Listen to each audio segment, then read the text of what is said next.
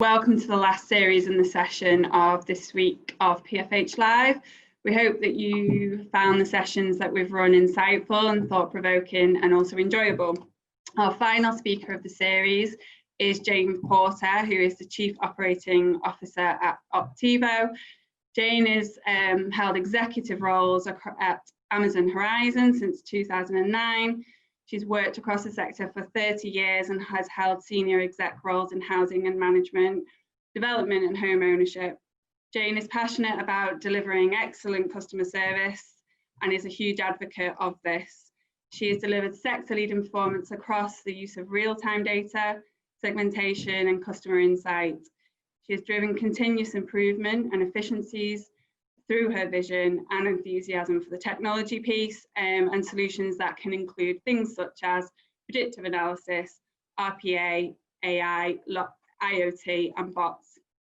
She has strategic responsibility at the moment for the following services such as housing management, asset management, including the DLO in that piece, customer experience team, award-winning call centre at that, income management, home ownership, social impact, health and safety, legal services, a whole long list, technology and transformation, and Fresh Visions charity.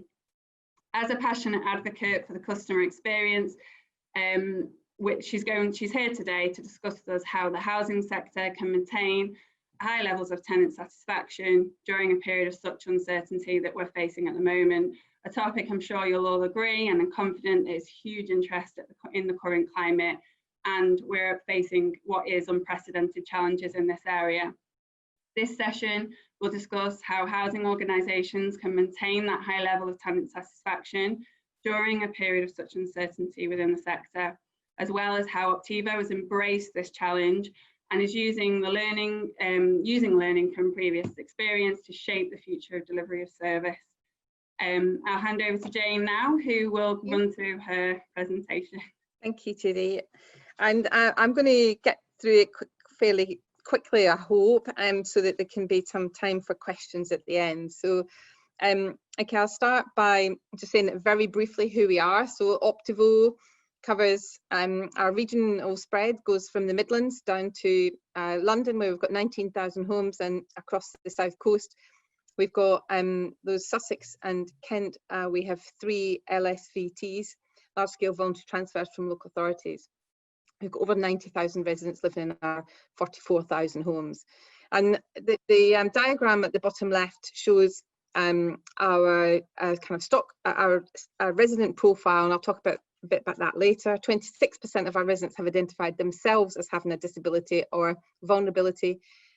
95% of people in the UK, it's a national statistic, are accessing internet, and 78% of them are doing that through tablets or smartphones. And I'll kind of link back to that because of talk about how many of our residents are transacting online with us, but not as many as we would like at that number. So, you know, we went from this, you can see small individual pods where people could be collaborating and lots of people at desks. And overnight, like everybody, we went to this. 950 of my colleagues all logged on every single day from home, you know, over a weekend. Quite a transformation of our business. So how are we then going to deliver services? And that was a massive challenge, I think, for the whole sector to keep business running as usual from a very different base that we've historically all had. Our residents are spread across our generations, but at Optivo we use personas a lot. We use information around our household type to deliver and tailor services. Hi Jane, so sorry to interrupt you there. I think we've had a little bit of a technical issue somewhere along the line, and your presentation is not being shared at the moment. Would you be able to reshare, please? Sure. And so go back.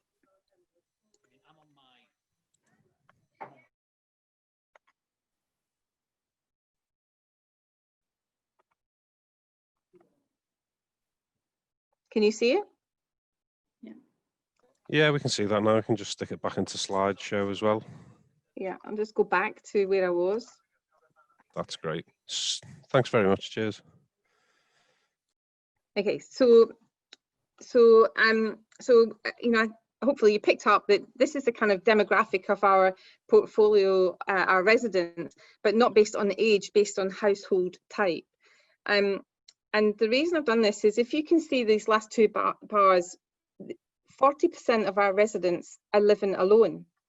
And if you then add in single parents, 50% of our residents are an adult living on their own, or with adult children. So a lot of people at the point of lockdown, very vulnerable, feeling insecure, and may not have had people to turn to help them when they really needed it. So for us, business as usual. What do? We immediately set up a resident resilience team, and that team comprised mainly of our income team, our social impact team, and our financial inclusion team. We had wellbeing heroes. Those wellbeing heroes were focused on our older residents, not just those living in our sheltered scheme, but supporting our residents in the communities who are living in our general needs homes. That team made 65,000 calls over the space of 12 weeks to all of those residents that we'd identified primarily living alone. Have I dropped out again? No? Okay, so we set up visual cues on our system so that we could identify residents who were self-isolating or shielding, because we knew those are people we wouldn't be able to get into their homes to deliver services if we needed it. We had over 1,800 new universal credit claims. That takes our total universal credit claimants to over 8,500 residents on universal credit. We redeployed over 200 of our colleagues, and we were able to do that because we use single queue CRM systems, and we used the data from that to identify where we had peaks and troughs of demand from our residents. So antisocial behaviour, for example, our income team, and moved our resources around to meet that demand. Our compliance work continued, so safety, keeping our residents safe is a priority for our board. And so we continued to do compliance work. There was only one area that we were initially challenged with, and that's lifts. I think that was another sector challenge. We changed our contractor as a result of that. And then latterly, gas servicing, where mainly because that 12 weeks of people shielding meant that we were run out of our 56 days to get the certificates in place. We moved to urgent repairs only. That's not emergency repairs, it was urgent repairs, a new definition. And all of our lettings, although we didn't do as many as we had done before, we moved to a complete virtual process. Our lettings process was an online one, but not the viewings and the sign-ups. So we moved all of that to a virtual system. The one big thing that came out of this was having to, the way we behaved, our language, it was much more about empathy and listening than telling and talking. So I'm trying to understand the challenges that people were facing and address those and support them whatever way we could. But we couldn't do it alone. There was significant amounts of collaboration with our local authorities in terms of how we continue to maintain lettings, especially for the homeless and people who were in urgent need, domestic violence, people who needed to be housed and housed quickly. Community hubs. We realised that very early on that there was no point duplicating effort. This was about sharing and working with, collaboratively with others. So we didn't set up any kind of community hubs. We supported our local authorities in their community hubs, and we had these pictures. We had our colleagues out in those community hubs supporting our residents who we were signposting there, and vice versa. So they were sharing information. If somebody went to a community hub but hadn't told us about their challenges, then we would share that kind of information. food banks. We hosted food banks so that people in our communities could access fresh food. I mentioned domestic violence, working with our community safety teams and antisocial behaviour teams. We were, I think, one of the first housing associations to have a very serious. One of our tenants was murdered by her partner in Sussex. That was early on, and there was a whole raft of learning that came out of that, and what we could do to safeguard our residents. Digital engagement. I'll come on to a slide that shows how much more people are using technology and accessing our services digitally. But again, it was a big push to how do we support our residents, and how can we do more online to deliver our services virtually rather than doing an income visit in a home. Can we FaceTime our residents? We used partners like Switchy. We've got nearly 200 switches in our homes. We used them to help us support getting additional funding for energy, for gas, to help people who were struggling to manage bills. And our partners and stakeholders, trying to make sure we had delivering a consistent service. Our contractors who might have information about our residents or sharing our information with them about getting access to people's homes. So that whole piece around trying to continue to deliver services through others was absolutely critical, because they had their own rules around PPE or access different to ours. So how do we share that?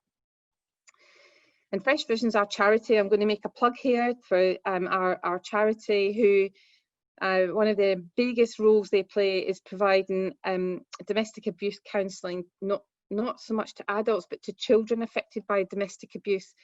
They were working very, very closely with the police and community social services, community groups, to help support families, particularly children who were vulnerable during this time. Communication through all of this was key to build trust and manage expectations. I think those were the two key things coming out of this. And that wasn't just trust for our residents, but also our colleagues. So to make sure that that they knew what to do, where to get information, how safe, our safe operating procedures that we put in place, regular communication about how we were delivering services.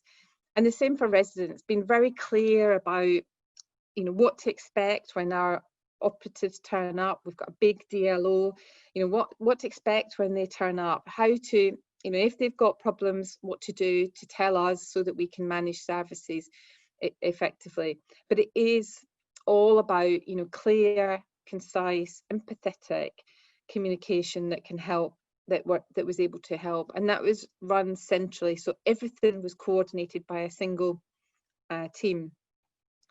In almost all cases we followed government advice, and that made it easy for us to communicate, because we were reinforcing government messages, and it meant we weren't deviating and then creating any kind of confusion. So everything then came back to the advice that was on the government website.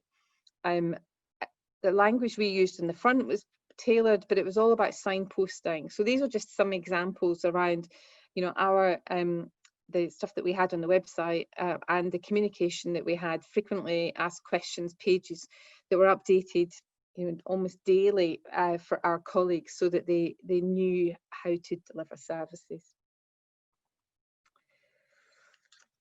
So some of you, I don't know who else in this call, but some of you know that we're not all about digital by default. We're here, we're taking an omni-channel approach to delivering services, so that people can access those services as they choose, depending on what their need is. During COVID, we saw a massive increase in people using web chat. So we've now got a new digital services team set up that's just focused on web chatting. But it's quite interesting, because during last 6 months, and probably those first 3 months really, we saw a significant amount of people turning to the phone. And people phoned because they were able to get reassurance. So we were able to talk to them empathetically, whereas on online transaction you don't get that as much. So when things are desperate, and financially challenged, whatever the crisis people were facing, it seemed that it was easier for people to phone. And what we found is when people phoned, our calls were taking significantly longer. So if you take the average call on our call centre being around 7 minutes, this just shows the number of calls that were going over our usual threshold.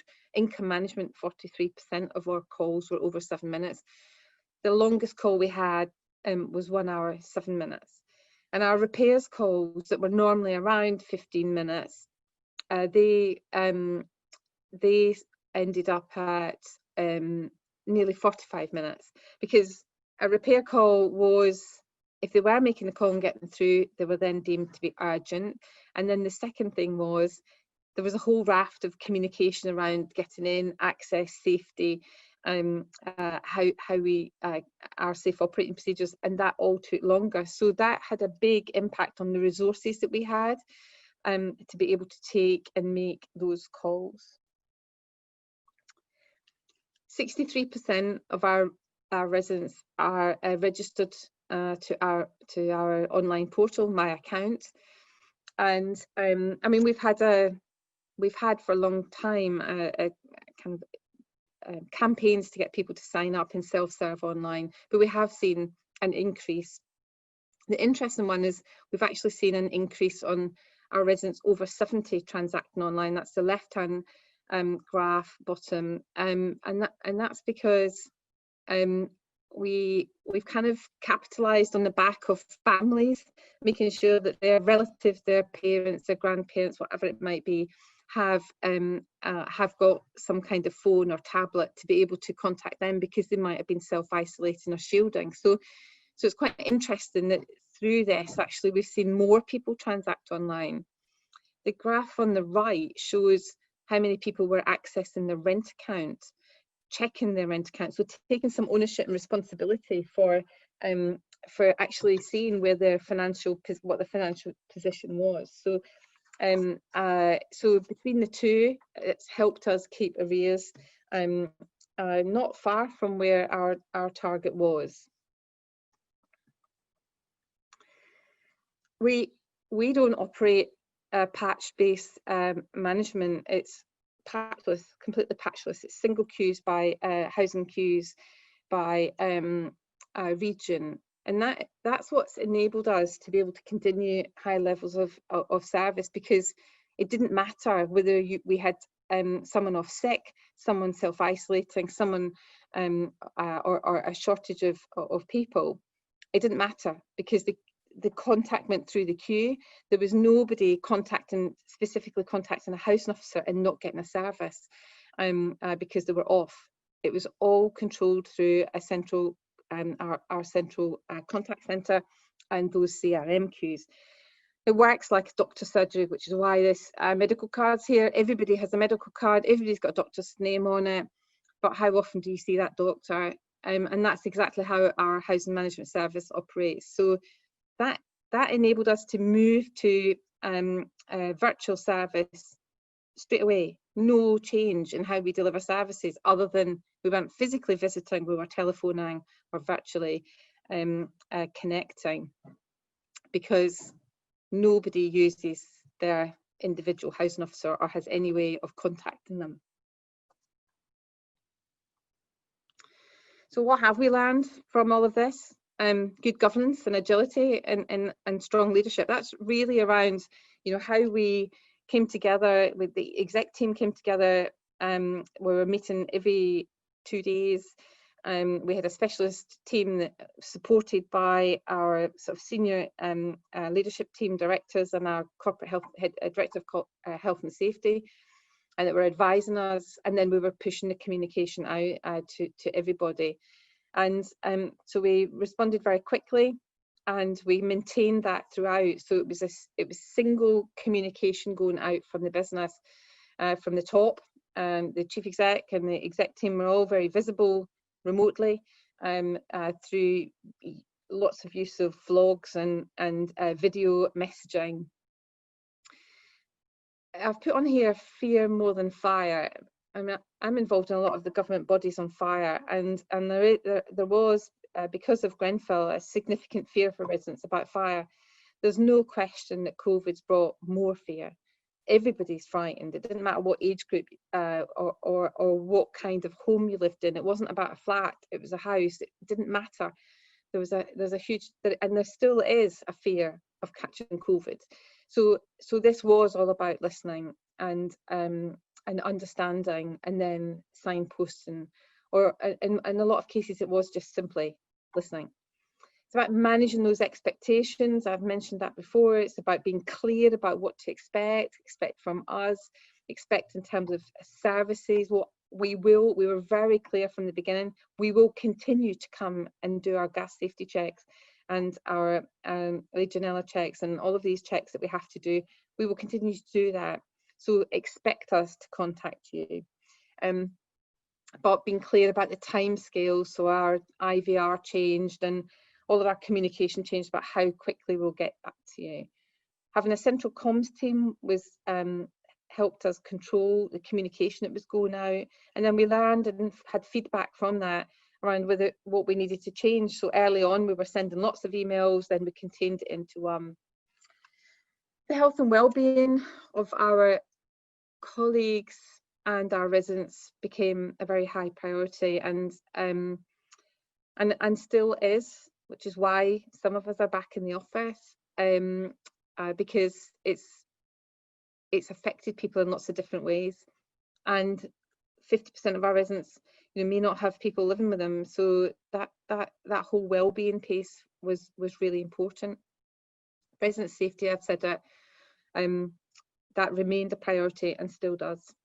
And I put humour on here because we saw, we used Yammer a lot to be able to push out some kind of fun messages and trying to keep people upbeat and positive, when actually most people probably just wanted to go and hide under the table. So it was about, getting the balance between, delivering those services, dealing with some really challenging situations, but actually, work still had to be, there had to be a bit of fun. So it's how we engaged and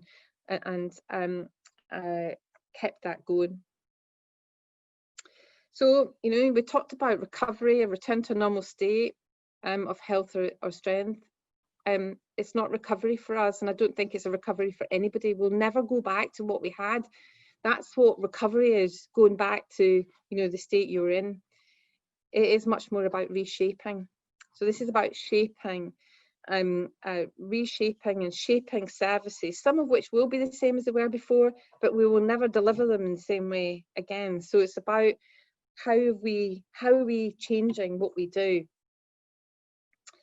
What's not up for grabs at Optivo is our culture. We're passionate about our culture. We're passionate about having residents at the heart of everything we do.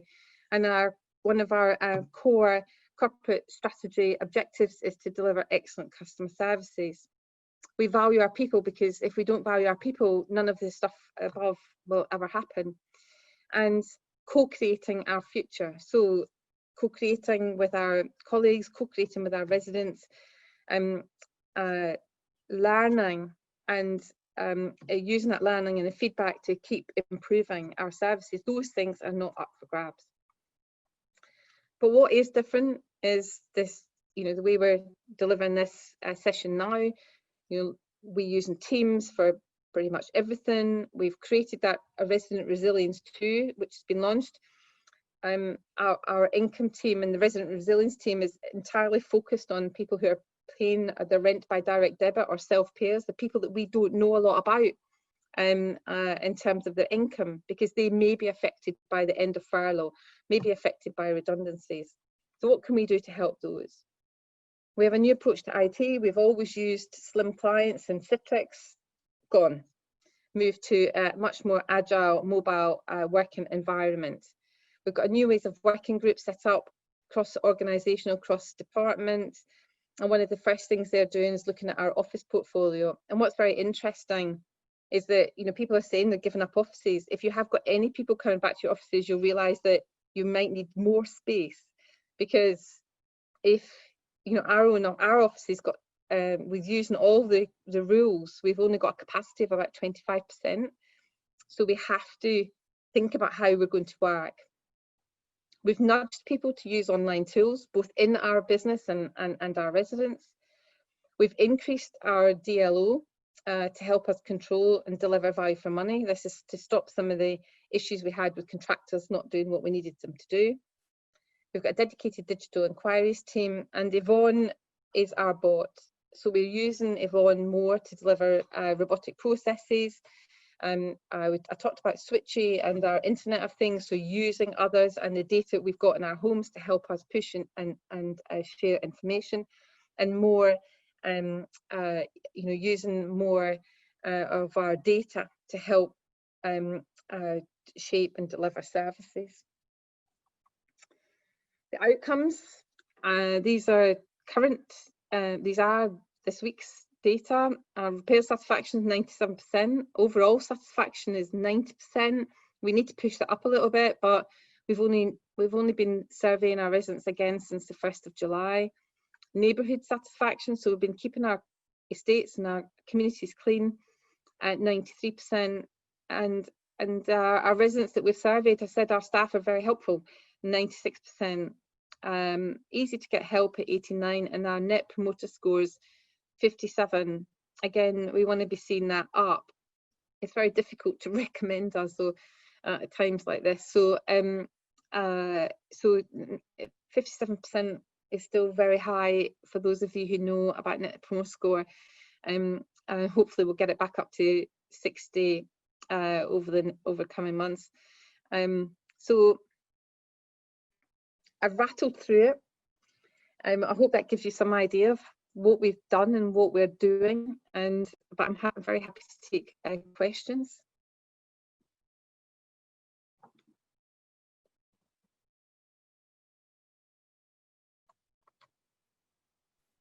Hi Jane, sorry, I was trying to unmute. I think one of the questions, you talked quite a lot about some of the marginalised groups in your communities and how you unfortunately have had some, you know, pretty horrific circumstances as a result of that.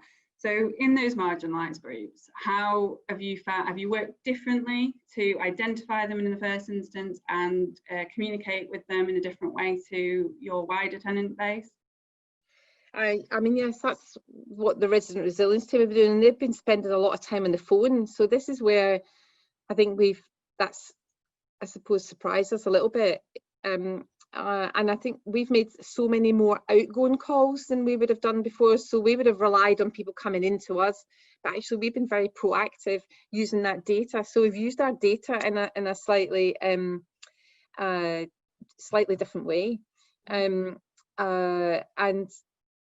almost exclusively on the phone, but also through FaceTime and other means. And my income team and housing officers are loving that stuff rather than having to go out into people's homes. So there'll be more and more of that. You talked about around some of the key lessons that you've learned. So in terms of, has that and some of the pressure points that have come out of this circumstance and people being at home a lot more and Yep. feeling isolated and things, do you think that that's identified some broader work streams or projects on top of the ones that you've identified from a strategic internal perspective? Do you think there's any new projects that you might start as a result of that in terms of works or services?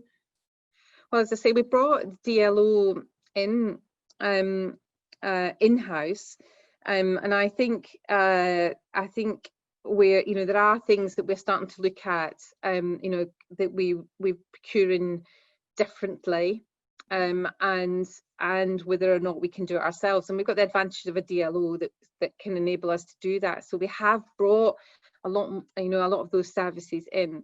And I think, you know, in terms of the one big thing I think that was a big realization for us is that we didn't have a lot of data on people who don't pay, who are not in receipt of benefits. So that was a big learning. That's why Resident Resilience 2 is focused on people who are self-payers of working age, because we kind of just accept their direct debit every month or the standing order without kind of saying, are you okay? Are you, you know, what kind of employment do you have? How secure is it? Yeah. So that's where we've shifted. You know, actually, the people who are on benefits, we've had a lot of help people on universal credit, but the biggest bit of resource has gone into the people who we didn't know as much about in terms of income, because it's only now that you realise that.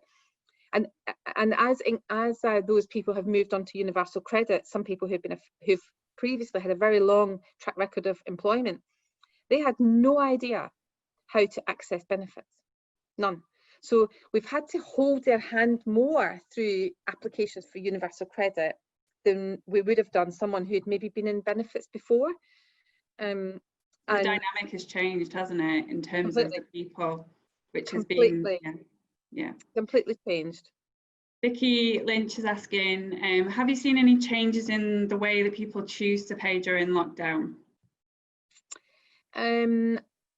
Actually, I don't think we have. Probably those that are paying more direct debits, but we've not seen. I don't think. I don't have the exact details, if I'm being honest, but I'm not aware that we've actually seen a lot of people changing the way they're paying. It's more about the people who were paying using things like direct debit are not paying by direct debit anymore because they're not able to afford to. And that's moving to universal credit, but not particularly.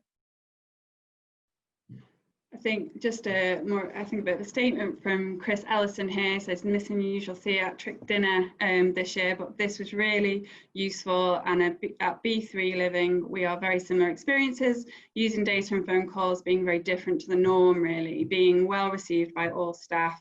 Could you put LinkedIn message a contact for you, the best contact to use around bot? Yeah. I can do that. Yeah. I think that's all the questions, Jane. Unless anybody else has any last minute questions, I'd just like to thank you, Jane, for coming and presenting for us at PfH Live this year. It's been really enjoyable and informative. I'm sure that everybody's learned something from the overall Thank you very much. Thank you.